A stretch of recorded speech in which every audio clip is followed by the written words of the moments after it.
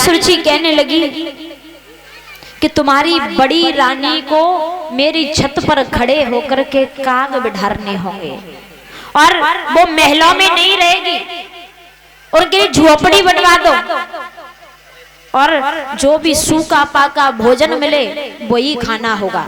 और याद रहे तुम अपनी बड़ी रानी सुनीति से कभी मिलने नहीं जाओगे। एक पतिव्रता नारी के लिए वही जेल होती है, वही कारागार होता है जो अपने पति का चेहरा कभी न देखे। रानी सुनीति के लिए ये कोई जेल से कम नहीं था। रानी सुनीति कहने लगी, बहन मुझे तेरी सारी शर्त मंजूर है। राजा उत्तानपाद कहने लगे, हे प्रिय ये तुम क्या कह रही हो?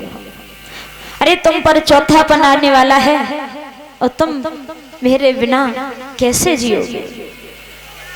रानी सुनीति कहने लगी, महाराज आज हमारे घर में दुख आया है और ये दुख हमेशा चलने वाला नहीं होता। कभी दुख होता है तो कभी सुख होता है कि समय समय की बात और समय को परखे ज्ञानी और समय पे पड़ती धूप और समय पे बरसे पानी।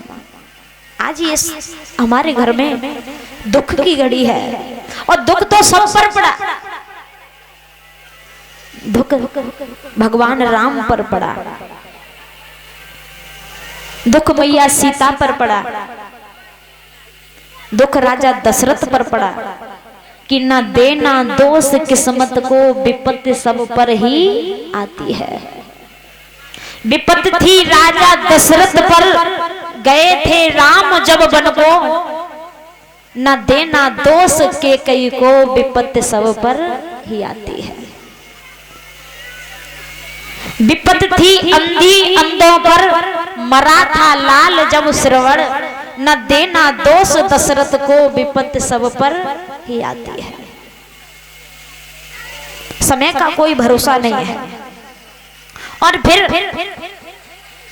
जब हमारे घर में छोटे मोटे दुख आते रहेंगे परीक्षित महाराज, तो हम भगवान को कभी भूल नहीं पाएंगे। अगर हम ज्यादा सुखी हो गए तो मोह माया में फंस जाते हैं और भगवान को भूल जाते हैं। कि दुख में सुमिरन सब करें और सुख में करे न कोई, और जो सुख में सुमिरन करे तो दुख काए। दुख में तो सभी भगवान को याद करते हैं, पर लेकिन जब ज्यादा सुखी हो जाते हैं तो भगवान को भूल जाते हैं। क्यों ना भगवान हमें छोटे छोटे दुख देता रहे, जिससे ना तो हम भगवान को भूलें। अगर छोटे मोटे दुख मिलते रहेंगे तो बड़े दुखों का सामना नहीं करना पड़ेगा। जब हम सुखी बने रहते हैं, अगर हमारे घर में छोटा सा भी दुख हो गया तो वो हमें बहुत बड़ा लगता है, क्योंकि हमने जीवन में कोई दुख देखा ही नहीं। कि दुख ही मानव की संपत्ति है, तो दुख से क्यों घबराता है? दुख जाता है सुख दे करके, सुख जाता है दुख दे करके। जो हमें सुख दे करके जाए तो उस दुख को देख करके हमें घबराना नहीं चाहिए, सामना करना चाहिए।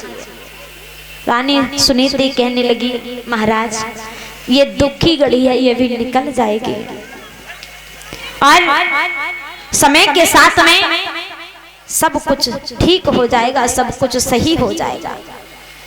रानी सुनीति रो करके राजा उत्तानपाद से बोली है कि सातों फेरों के सातों वचन